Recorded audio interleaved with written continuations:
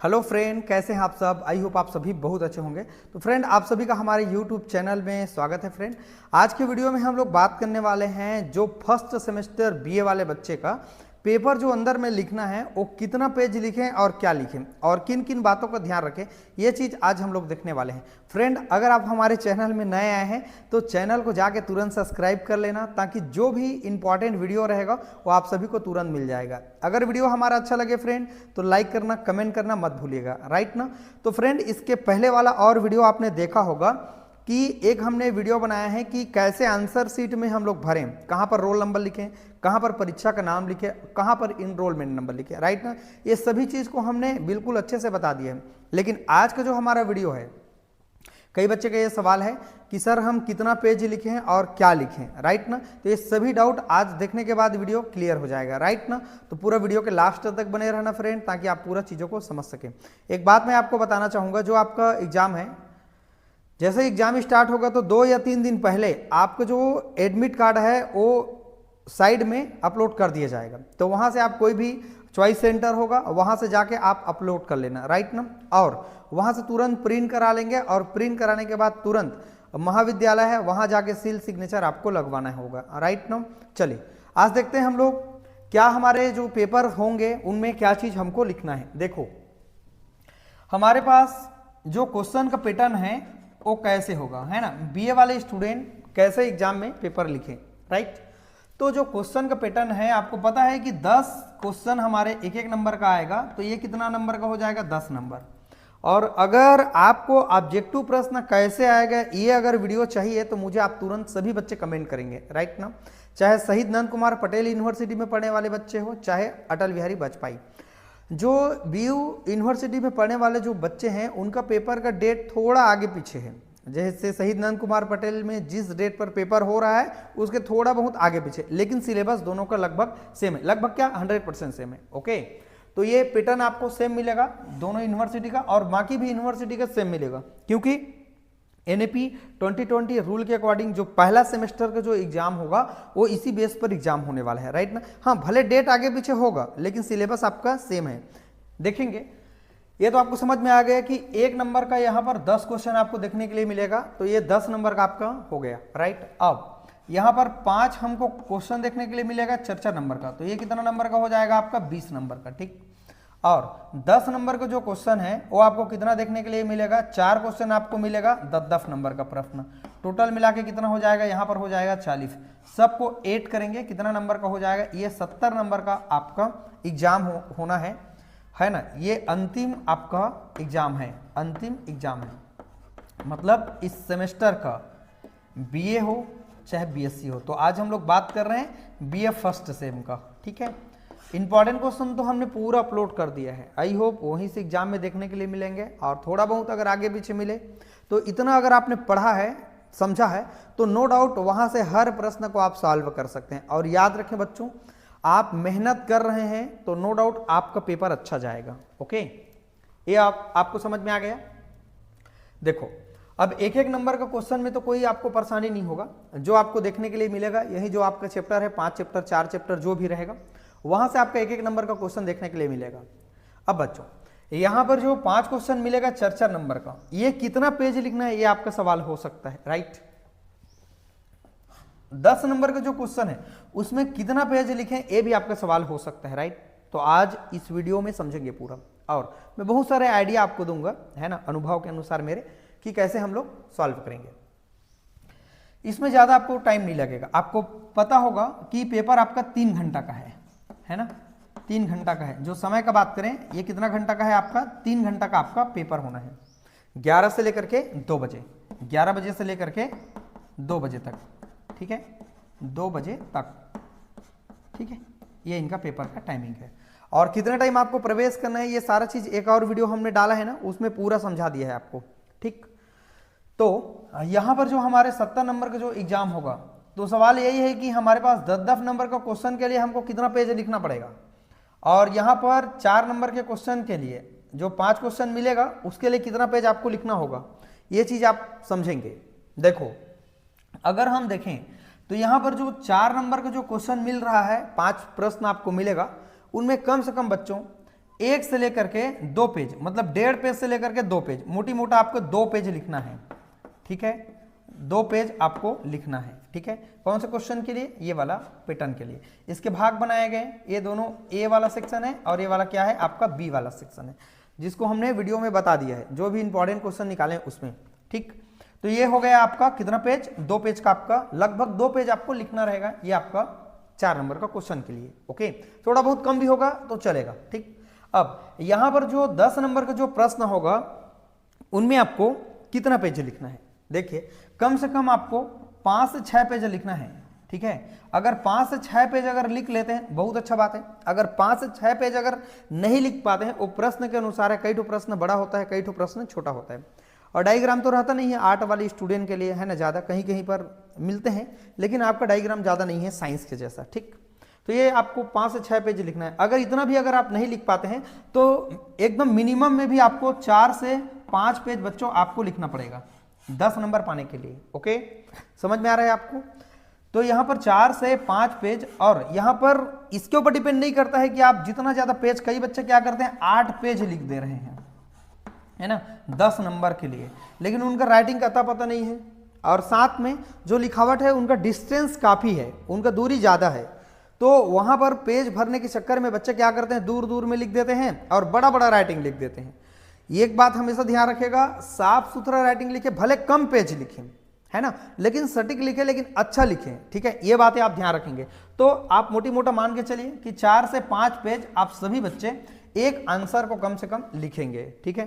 Timing कितना लेगा? कम से कम ये आपको टाइमिंग ले लेगा 40 मिनट, कम से कम एक आपको आंसर लिखने में ले लेगा, राइट ना। शुरू का जो क्वेश्चन है उनके बाद आपका 30-30 मिनट क्वेश्चन चला जाएगा, राइट। अगर आप लिख सकते हैं फास्ट तो 30 मिनट आप लिखिए, क्योंकि यहाँ आपको 4 प्रश्न लिखना है, यहाँ भी लिखना है, मतलब आपको बहुत सारा पेज भरना पड़ेगा, क्योंकि आर्ट वाले जो स्टूडेंट है, बीए वाले जो बच्चे हैं, उनको ज़्यादा ही लिखना होता है साइंस के कंपैरिजन में, ओके। तो यहाँ पर क्योंकि कहीं डायग्राम बनाना नहीं है, सीधा आपको थ्योरी लिखते लिखते जाना है, ये काम आपको करना है। तो 4 से जो 5 पेज रहेगा ये आपका 10 नंबर के क्वेश्चन के लिए आपको लिखना पड़ेगा। कोशिश करें कि आप कम से कम 5 पेज बच्चों, 5 से 6 पेज आप अगर लिख लेते हैं बहुत अच्छा बात है। अगर नहीं भी लिख सकते 5 से 6 पेज, 4 से 5 पेज, तो कम से कम आप 4 से 5 पेज लिखें। अगर 5-6 नहीं लिख पा रहे हैं तो 4 और 5 पेज कम से कम लिखें, ओके। अगर और इससे ज़्यादा लिख सकते हैं, मोटी मोटा आप 6 पेज लिख देंगे तो उतना में आपको 10 नंबर आराम से मिल जाएगा। बस मेरा बात ध्यान रखना, कैसे लिखना है वो मैं आपको बता रहा हूँ, इनको ध्यान से आप सुनेंगे, क्योंकि यहाँ जो पॉइंट पॉइंट बना के जो लिखते हैं वो बहुत ज़्यादा इंपॉर्टेंट है बच्चों, राइट ना।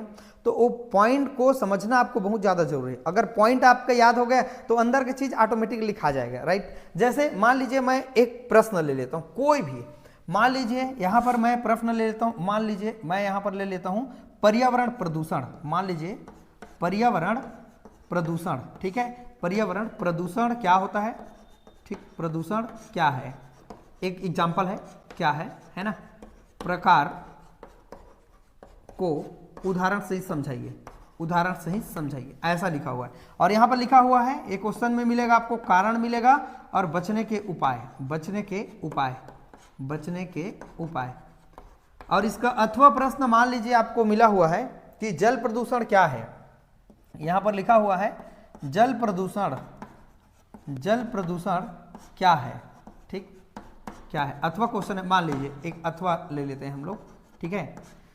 जल प्रदूषण क्या है, ठीक, और इनके कारण और बचने के उपाय, बचने के उपाय, मान लीजिए ये आपको लिखा है प्रश्न में, ठीक।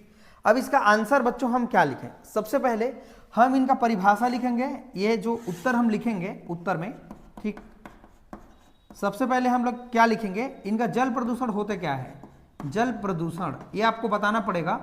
आपको मालूम होगा, एक एग्जांपल मैं ले रहा हूँ ना, जैसे आपको आर्ट में मिलेगा समाज क्या है, परिवार क्या है, और जो समाज होते हैं वो कितने प्रकार से होते हैं, उनको प्रभावित कौन कौन करते हैं, ये एक सवाल हो सकता है। तो मैं आपको एग्जांपल दे रहा हूँ, ठीक है।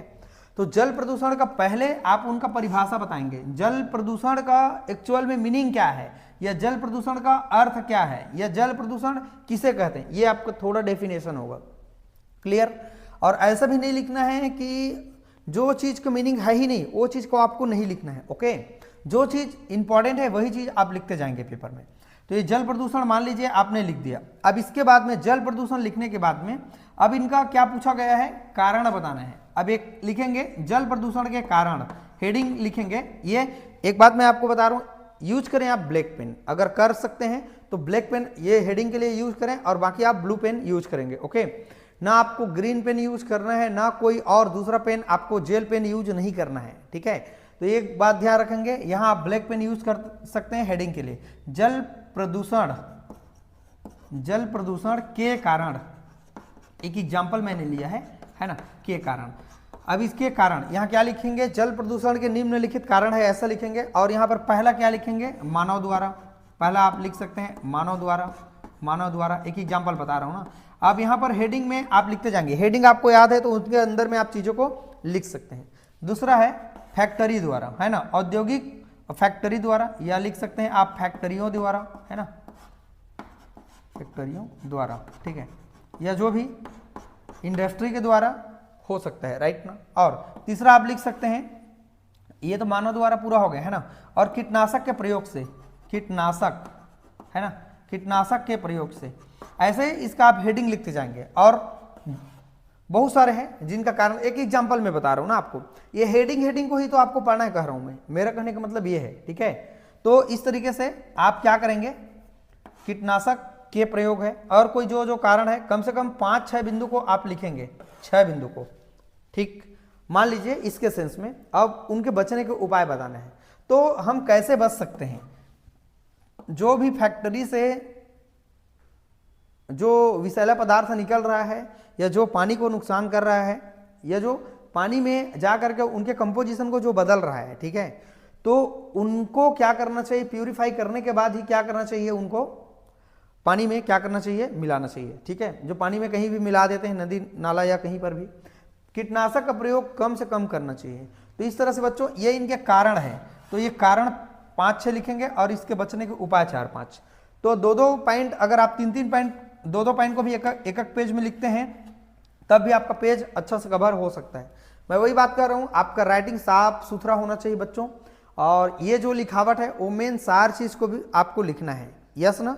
तो इस तरह से बच्चों ये हमारा बीए का जो बच्चे हैं, ये कैसे लिखें, कितना पेज लिखें, ये डाउट आपका क्लियर हो गया। ओके, एक बात आपको समझ में आ गया। तो ऐसे ही आपका जो भी लिखना रहेगा, उनको शॉर्ट और स्वीट अच्छा लिख सकते हैं। ठीक है, और सबसे बच्चों आप अपना ध्यान रखेंगे, जो लिख रहे हैं उसमें स्पीड होना चाहिए, फास्ट लिखें आप पेपर को। अगर आप स्लो लिख रहे हैं तो नो डाउट बच्चों आपका 1-2 क्वेश्चन यहाँ का लॉन्ग क्वेश्चन छूट ही जाएगा। अगर आपको लिखने का प्रैक्टिस नहीं है तो प्लीज आप घर में लिख के देखें, हेडिंग को देखें, जो आपका पढ़ने का मटेरियल है उनको लिख के कॉपी में देखें, केवल हेडिंग को कम से कम। अगर लिख सकते हैं तो हिंदी में लिखें, तब भी आप लिख के देखें, राइट ना, क्योंकि मेहनत और जो अभ्यास है वो बहुत ज्यादा रंग लाती है जीवन में। ठीक, तो ये स्पीड आप में होना चाहिए, एकदम फटाफट लिखने का आपका स्पीड होना चाहिए, तब जाके ये सारा चीज आपका कवर होगा। तो बच्चों आप सभी को एक बात मैंने समझा दिया, कितना पेज लिखें। कोई बच्चे पूछ रहे थे सर हमको कितना पेज लिखना है, राइट ना, और क्या लिखना है, तो वो बात मैं आपको समझा दिया।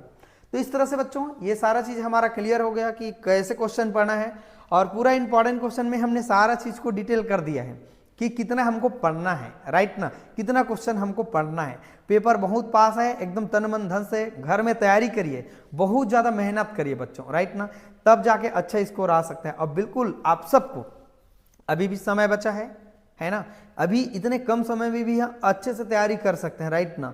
तो जितना इंपॉर्टेंट चीज है उनको आप पढ़ते जाएं, समय अब तो ज़्यादा नहीं है, अब हर बच्चा यहाँ छठीन करके पढ़ेगा, हर बच्चा इंपॉर्टेंट क्वेश्चन को ही पढ़ेगा। ठीक है, और कोई सवाल जवाब अगर बच्चों आपका रहेगा तो मुझे आप कमेंट करिएगा। अगर हमारा वीडियो अच्छा लगे फ्रेंड तो लाइक करना, कमेंट करना मत भूलिएगा, राइट ना। सब्सक्राइब भी कर लेना बच्चों अगर आप हमारे चैनल में नए आए, क्योंकि आगे जो भविष्य में जो आपको क्वेश्चन मिलेगा या फिर इंपॉर्टेंट वीडियो मिलेगा वो सभी हमारे यूट्यूब वीडियो में अपलोड कर दिया जाएगा, राइट ना। तो इसके बाद जो हमारा वीडियो होगा बच्चों वो बीएससी फर्स्ट सेम के इस तरह से कैसे लिखें, क्या लिखें, उनके ऊपर हम लोग बात करेंगे। ठीक है फ्रेंड, जो भी आपके मित्र होंगे, दोस्त होंगे, उनको आप मेरे वीडियो को जरूर शेयर कर देंगे। ठीक है, चलिए, और जो भी आपका सवाल रहेगा, क्वेश्चन रहेगा, आप मुझे बताइएगा, और किस चीज़ पर वीडियो बनाना है ये भी मुझे कमेंट करके आप बताइएगा। ठीक है, चलिए फ्रेंड, वीडियो को वॉच करने के लिए थैंक यू।